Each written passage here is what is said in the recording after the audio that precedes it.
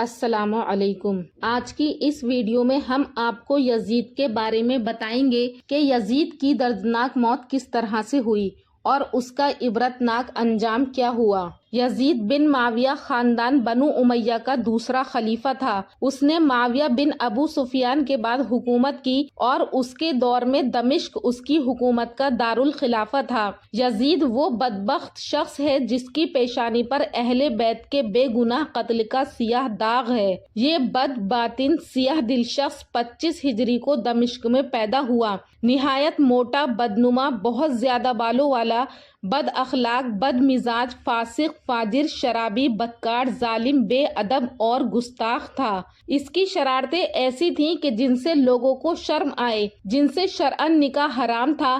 یزید ان سے نکاح کو رواج دینے والا تھا، سود اور دیگر حرام کاموں کو اعلانیہ کرنے والا تھا۔ آپ صلی اللہ علیہ وسلم نے اپنے زمانے میں وقتاً فوقتاً صحابہ اکرام کو یزید کے فتنے سے آگاہ فرمایا تھا، جیسا کہ حضرت ابو درداء رضی اللہ تعالیٰ عنہ نے فرمایا کہ میں نے نبی پاک صلی اللہ علیہ وسلم کو فرماتے ہوئے سنا کہ میری سنت کا پہلا بدلنے والا بنو امیہ کا ایک شخص ہوگا جس کا نام یزید ہوگا۔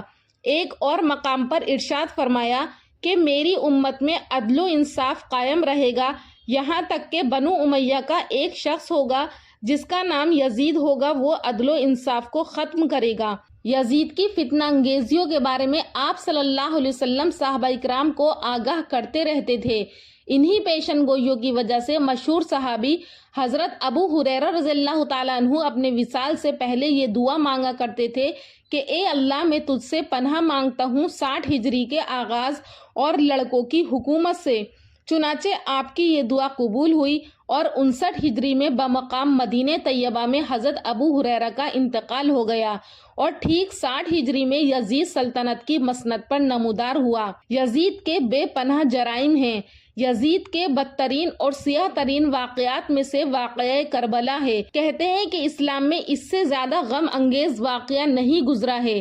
اسی کے دور میں خانہ کعبہ کو مسمار کیا گیا اور نظر آتش کیا گیا، مسجد نبوی میں گھوڑے باندھے گئے اور مدینہ کی ہزاروں لڑکیوں کے ساتھ برا سلوک کیا گیا، ہزاروں صحابہ اکرام کو شہید کیا گیا تھا۔ 14 ربیع الاول سن 64 ہجری کو اس کی ہلاکت کا دن ہے۔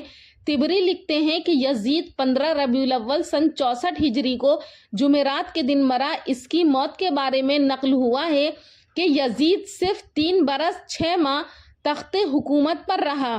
14 ربیع الاول 64 ہجری کو ملک شام کے شہر حمص کے علاقے حوارین میں 39 سال کی عمر میں مر گیا۔ یزید کی موت کیسے واقع ہوئی تو اس کے بارے میں بتایا جاتا ہے کہ واقعہ کربلا کے کچھ ہی دنوں کے بعد یزید ایک ہلاکت خیز اور انتہائی موذی مرض میں مبتلا ہوا۔ پیٹ کے درد اور آنتوں کے زخموں کی ٹیس یعنی تکلیف سے ماہی بے آب، یعنی جس طرح مچھلی پانی کے بغیر تڑپتی ہے اسی طرح تڑپتا رہتا تھا۔ حمص میں جب اسے اپنی موت کا یقین ہو گیا تو اپنے بڑے لڑکے معاویہ بن یزید کو بستر مرگ پر بلایا اور امور سلطنت کے بارے میں کچھ کہنا ہی چاہتا تھا کہ بے ساختہ بیٹے کے منہ سے چیخ نکلی اور نہایت ذلت و حقارت کے ساتھ یہ کہتے ہوئے باپ کی پیشکش کو ٹھکرا دیا کہ جس تاج اور تخت پر آل رسول کے خون کے دھبے ہیں میں اسے ہرگز قبول نہیں کر سکتا۔ خدا اس منحوس سلطنت کی وراثت سے مجھے محروم رکھے جس کی بنیادیں نواسہ رسول کے خون پر رکھی گئی ہیں۔ یزید اپنے بیٹے کے منہ سے یہ الفاظ سن کر تڑپ گیا اور شدت رنج و الم سے بستر پر پاؤں پٹکنے لگا۔ موت سے کچھ دن پہلے یزید کی آنتیں سڑ گئیں اور اس میں کیڑے پڑ گئے۔ تکلیف کی شدت سے خنزیر کی طرح چیختا تھا۔ پانی کا قطرہ حلق سے نیچے اترنے کے بعد نشتر کی طرح چبھنے لگتا تھا۔ عجیب قہر الہی کی مار تھی، پانی کے بغیر بھی تڑپتا تھا اور پانی پی کر بھی چیختا تھا۔ بالآخر اس درد کی شدت سے تڑپ تڑپ کر اس کی جان نکلی۔ لاش میں ایسی ہولناک بدبو تھی کہ قریب جانا مشکل تھا۔ جیسے تیسے اس کو سپرد خاک کیا گیا۔ اور یزید کی موت کا ایک سبب یہ بھی بتایا جاتا ہے کہ وہ ایک رومیون نسل لڑکی کے عشق میں گرفتار ہو گیا تھا، مگر وہ لڑکی اندرونی طور پر اس سے نفرت کرتی تھی۔ ایک دن رنگ رلیاں منانے کے بہانے اس نے یزید کو دور ویرانے میں تنہا بلایا۔ وہاں کی ٹھنڈی ہواؤں نے یزید کو بدمست کر دیا۔ اس دوشیزہ نے یہ کہتے ہوئے کہ جو بغیرت اپنے نبی کے نواسے کا غدار ہو وہ میرا کب وفادار ہو سکتا ہے، خنجر کے پیدر پہ وار کر کے چیر پھاڑ کر اس کو وہیں پھینک دیا۔ چند روز تک اس کی لاش چیل کووں کی دعوت میں رہی۔ بالآخر ڈھونڈتے ہوئے اس کے ابالی یعنی موالی وہاں پہنچے اور گڑھا کھود کر اس کی سڑی ہوئی لاش کو وہیں دفن کر دیا۔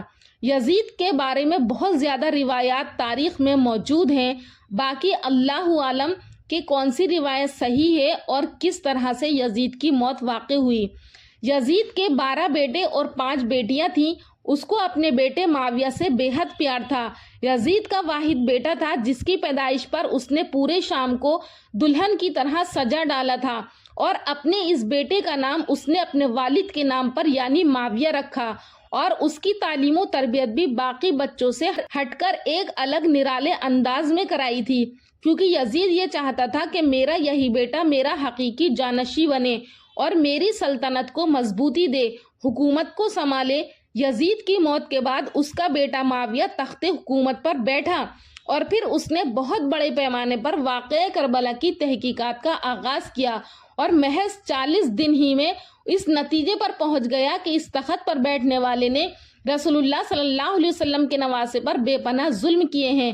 اس لیے معاویہ بن یزید نے 40 دنوں میں لوگوں کو اپنی بیعت سے آزاد کر دیا اور تخت کو ٹھوکر ماری ایسے ہی خالی چھوڑ دیا۔ ناظرین، آپ اندازہ کریں کہ 20 سال کی عمر جب انسان اپنی جوانی کے عروج پر ہوتا ہے، یزید کا جانشین ہونا اور پوری اسلامی مملکت پر حکمرانی کرنا اپنی تمام جائز و ناجائز خواہشات کو پورا کرنے کے لیے بہترین موقع تھا، لیکن معاویہ بن یزید نے تخت پر بیٹھتے ہی واقعہ کربلا کی تحقیق کا جائزہ لیا۔ جب اس نے دیکھا کہ میرے باپ نے اسلام اور مسلمانوں کو کس قدر عظیم نقصان پہنچایا ہے، تو اس نے محسوس کیا کہ وہ ایک دوراہے پر کھڑا ہے کہ حکومت کی باغ ڈور تھامے رہے اور ظلم و ستم، عیش و عشرت کا بازار گرم رکھے، یا تخت و تاج کو چھوڑ دے اور اپنے آپ کو ہولناک گناہ اور ان کے دردناک عذاب سے دور رکھے۔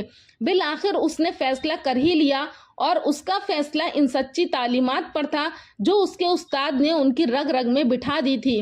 انہوں نے عزم راسخ کے ساتھ حکومت کے عہدیداروں اور عوام کو مسجد میں جمع کیا اور اپنے تمام لوگوں کو جمع کیا، اور پھر خود منبر پر جا بیٹھے اور اپنی تقریر میں سب سے پہلے خدا کی حمد اور اس کے بعد رسول اللہ صلی اللہ علیہ وسلم پر درود و سلام بھیجا، اور پھر یوں کہنے لگا کہ میرے باپ یزید کو جب حکومت ملی تو وہ اپنے اعمال اور بدکاری کی وجہ سے ہرگز اس کا اہل نہیں تھا، لیکن وہ بھی اس پر قابض رہا، اور اس کا نفس اس سے بدترین کاموں کی ترغیب دیتا رہا، اور وہ اپنے برے کاموں پر بھی فخر کرتا رہا۔ میرے باپ نے اللہ کی حدود سے تجاوز کیا اور آل رسول پر بے پناہ ظلم ہونے دیے، اور آج یقیناً جہنم میں زیر عتاب ہے۔ یہی کہنے کے بعد معاویہ بن یزید رونے لگا، اور تھوڑی دیر بعد دوبارہ یوں بولا کہ اے لوگو، میں تمہارے مظالم اور گناہوں کا بوجھ نہیں اٹھا سکتا، اور آل رسول کے قاتل کو اس منبر پر نہیں بٹھا سکتا۔ میری خواہش تو یہ ہے کہ منبر حضرت زین العابدین کے حوالے کر دیا جائے، یا پھر جس کو تم لوگ بہتر سمجھو وہ یہ منبر سنبھال لے۔ میں تم لوگوں کو اپنی بیعت سے آزاد کرتا ہوں۔ معاویہ بن یزید کے ان الفاظوں نے لوگوں کے دلوں میں آگ لگا دی۔ پھر معاویہ بن یزید منبر سے اتر آیا، اور اس کی ماں اور دیگر عزیز و اقارب آئے تو دیکھا کہ روئے جا رہا ہے، تو اس کی ماں نے کہا کہ کاش تم آج کے دن کے لیے پیدا ہی نہ ہوتے۔ تو اس نے کہا کہ خدا کی قسم میں بھی یہی چاہتا ہوں، اگر میرے خدا نے مجھے معاف نہ کیا تو میرے لیے بہت برا ہوگا۔ اس کے بعد بنو امیہ نے شہزادے مروان بن حاکم کے ہاتھ پر بیعت کر لی اور اسے تخت پر بٹھا دیا۔ پھر مروان نے حکومت سنبھالی اور اپنا دارالحکومت دمشق کو ہی رہنے دیا۔ ناظرین، اللہ پاک سے دعا ہے کہ اللہ پاک ہمیں ہر زمانے کے یزید سے بچائے اور سنتوں پر عمل کرنے کی توفیق عطا فرمائے۔ انشاءاللہ پھر ملاقات کروں گی ایک اور نئے ٹاپک کے ساتھ اگلی ویڈیو میں۔ تب تک کے لیے اللہ حافظ۔